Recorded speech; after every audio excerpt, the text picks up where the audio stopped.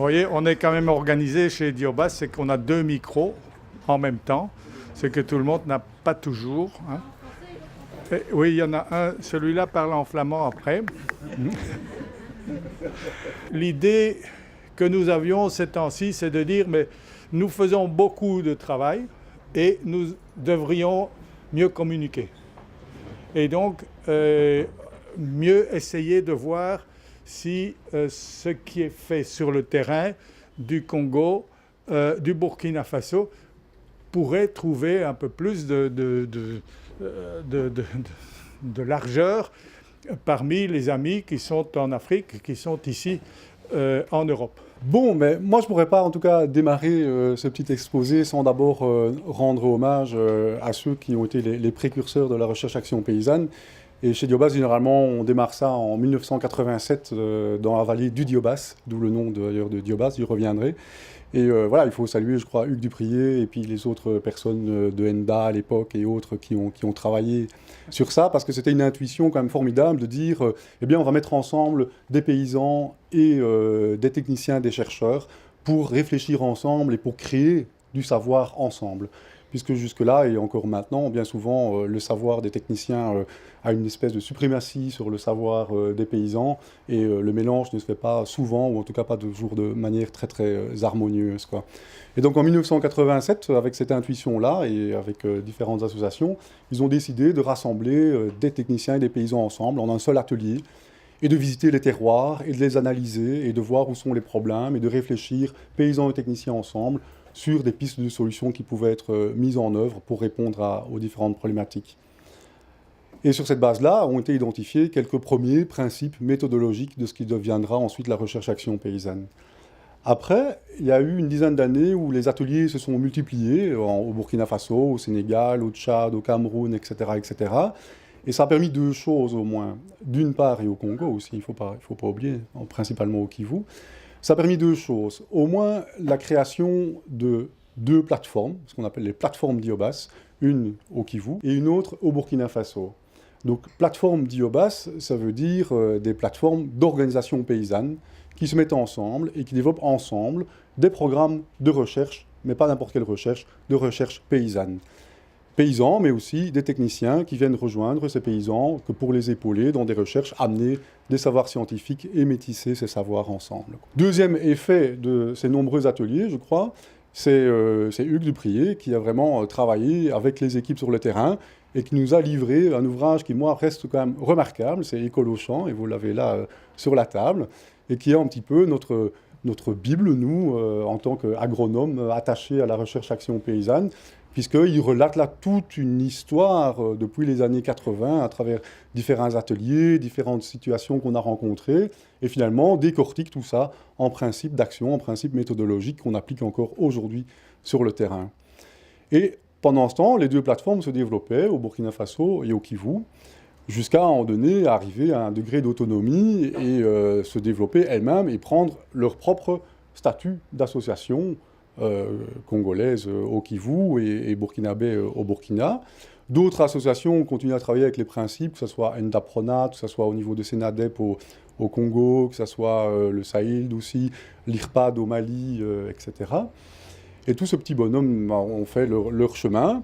Et l'association internationale, elle, venait surtout en appui aux deux plateformes, appui méthodologique, appui technique, et aussi parfois appui administratif pour créer des projets, développer des projets, etc. Jusqu'à un moment donné où, voilà, le chemin faisant, les associations avaient leur autonomie, les bailleurs de fonds aussi nous ont fait comprendre que on n'avait pas besoin d'être toujours derrière les associations du Sud que pour les épauler. Et donc Diobas a demandé une reconnaissance d'ONG au niveau de la DGD. Alors pour nous, c'était un nouveau métier, c'était quelque chose de tout à fait différent, puisqu'on ne pouvait plus seulement faire notre métier d'appui méthodologique, il fallait aussi commencer à développer des projets et chercher des financements que pour permettre à nos partenaires, et principalement la plateforme du Kivu et la plateforme du Burkina Faso, de continuer à développer leurs activités, quoi. La recherche-action pour la recherche-action, c'est bien, mais il faudrait quand même pouvoir avoir des fils conducteurs. On ne fait pas de la recherche-action tout juste pour dire qu'on cherche des solutions aux problèmes des paysans. Qu'est-ce qu'on cherche effectivement? Quelle est notre vision? Et donc récemment, on s'est vraiment penché sur cette question et on s'est dit, en fait, La recherche-action paysanne, il y a derrière ça la construction de connaissances, la construction de savoir, mais il y a aussi derrière ça un projet sociopolitique de renforcement des organisations de base, de renforcement de la démocratie. Et donc, il faut pouvoir expliquer ça à notre environnement, à nos bailleurs de fonds, mais aussi avoir une communication claire sur ce plan-là. Et donc, on a dit, mais en fait, Diobas, on a toujours travaillé, c'est le vocable qu'on utiliserait aujourd'hui, on a toujours travaillé sur la bonne gouvernance. C'était vraiment, en fait, une évidence. C'est la bonne gouvernance, déclinée en 3 axes. La bonne gouvernance politique, en quelque sorte, qu'elle soit en interne aux associations, donc renforcement des associations pour qu'elles puissent bien travailler, qu'elles puissent suivre leur programme, qu'elles puissent vérifier que tiens, il n'y a pas de l'argent qui file à gauche ou qui file à droite, et de voir toujours qu'on avance et qu'on est sur le bon chemin, mais aussi la bonne gouvernance politique par rapport à l'environnement. Et donc ça veut dire renforcer les associations ou les organisations de base dans le contrôle de ce que font leurs mandataires au niveau politique, que ce soit au niveau local, au niveau provincial ou voire même national.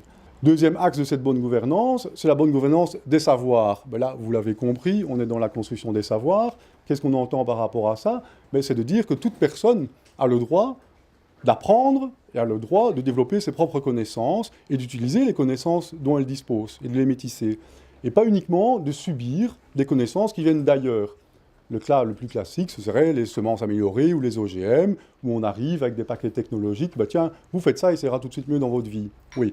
Sauf qu'on n'a pas toujours bien réfléchi en termes sociaux, en termes économiques, même en termes environnementaux, les conséquences de ce qu'on va proposer. Et donc, pour nous, la bonne gouvernance des savoirs, ça commence par pouvoir d'abord confronter les savoirs et pouvoir dire, mais tiens, oui, ça peut être intéressant, mais laissez-moi un petit peu tester ça, ou bien si je mélangeais ça avec mes propres savoirs, qu'est-ce que ça va donner, quoi. Et enfin, troisième axe de cette bonne gouvernance, c'est la bonne gouvernance des ressources naturelles. Ben oui, les ressources naturelles, je crois que tant pour nous au nord que pour les populations du sud, c'est quelque chose de précieux, c'est quelque chose qui est fini, et donc il faut pouvoir en prendre soin. Et quand on prend le domaine foncier, par exemple, alors bien sûr, il y a les lois qui vont être prises au niveau national ou au niveau provincial, qui vont avoir une grande influence, mais d'abord, ça va se passer dans la collectivité. C'est très clair que si on n'a pas associé les chefs fonciers, les chefs coutumiers et les mandataires politiques, vous n'arriverez à rien. Qu'est-ce qu'on remarque comme effet, comme impact de la recherche-action? C'est d'abord, bien sûr, une production de savoir, que ce soit des savoirs techniques ou en termes opérationnels.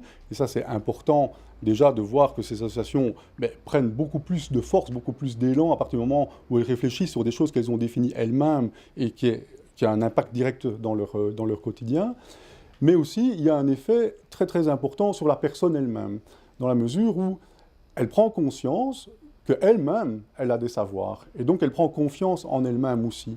Et en ayant conscience de ses savoirs et confiance en elle, elle va beaucoup plus à la rencontre de l'autre, et en particulier du monde de décision, du monde politique ou du monde scientifique, et permet d'entamer un dialogue et de pouvoir rentrer vraiment en relation, et pas simplement d'entendre ce qu'on lui dit de faire, quoi.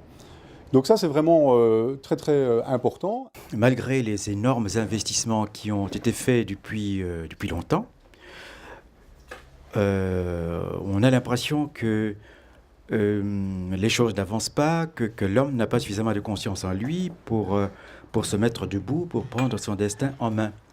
C'est comme si l'homme avait été abîmé, comme s'il avait été détruit. Je sais que dans toutes les cultures, on est plus ou moins abîmé, mais je pense qu'il y a des contextes dans lesquels c'est plus grave. Je crois que quand on a été pendant des siècles vendu comme des objets, je crois que ça laisse des traces sur le psychisme. Et puis quand pendant au moins un siècle, on a été colonisé, on a été nié, on a perdu son nom, on a perdu sa culture, on a perdu... on a appris à penser que l'autre était meilleur, qu'il fallait lui ressembler. On a appris à se nier soi-même. C'est déjà pas mal que quelqu'un m'insulte. Mais quand on arrive à s'insulter soi-même, à trouver que il faut être l'autre, il faut sortir de soi, il faut s'absenter, s'abstraire de soi-même, eh bien là, il y a un problème très grave, je pense, sur lequel il faut se pencher si on veut que les choses se passent autrement, si on veut que les gens arrivent à imaginer le développement qu'il leur faut. Et ça prendra beaucoup de temps. J'entends beaucoup, surtout en Flandre où j'ai travaillé, j'entends beaucoup dire, voilà, on a construit des écoles, on a construit des routes et des hôpitaux, et ils ont tout cassé.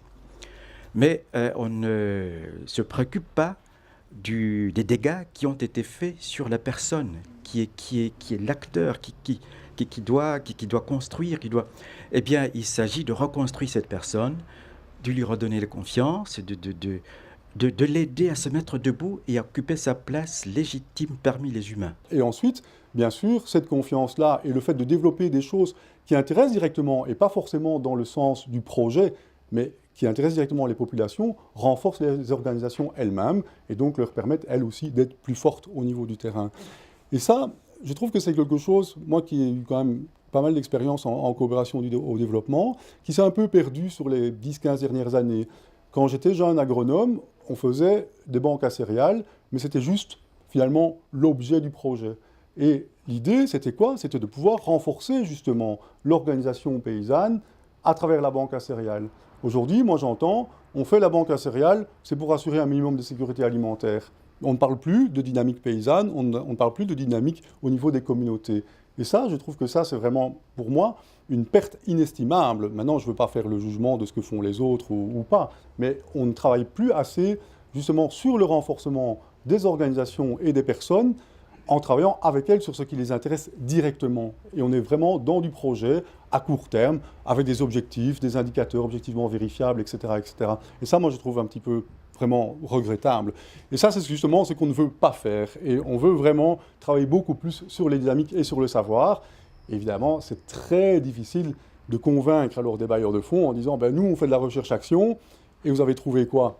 On ne sait pas encore, puisqu'on va chercher.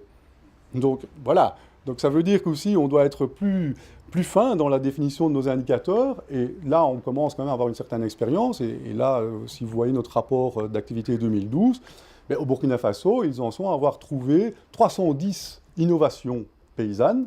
Maintenant, innovation, il faut voir ce qu'on met au terme innovation. Ce n'est pas forcément quelque chose qui a été inventé et qui n'existe nulle part ailleurs. C'est parfois quelque chose qui a été réapproprié, repris, redéveloppé et utilisé. Et ceci pour 18 000 utilisateurs. Et donc, voilà, moi je dis ça, c'est quand même déjà un résultat. Et ça veut dire qu'il y a là, quelque part, une force plus importante que la simple vulgarisation, où on dit, voilà, il faut semer en ligne, ou il faut utiliser tel engrais, etc. Parce que les gens vont le faire de bouche à oreille et vont pouvoir transmettre eux-mêmes, de pair à pair, leur savoir. Chez Diobas, on a un principe qui est celui de la concrétude. On ne parle pas de choses avec le monde paysan sans être concret. Et le cas du marais est significatif. Parce que c'est un marais. Vous voyez un marais, c'est un peu du poto-poto là, et puis on ne sait pas ce qui pousse dedans. Et puis le marais, à un moment donné, ils ont vu à Nyangezi, c'est Nyangezi, je ne me trompe pas, à Nyangezi, ils ont dit, on réunit les chefs coutumiers, les pouvoirs, les techniciens, les techniciens de l'université, des chercheurs, les femmes, les hommes, etc. Et ils sont parvenus à déterminer concrètement sur le marais, et pas dans les universités, concrètement sur le marais, comment aménager le marais, gérer l'eau, mais aussi comment faire de nouvelles cultures.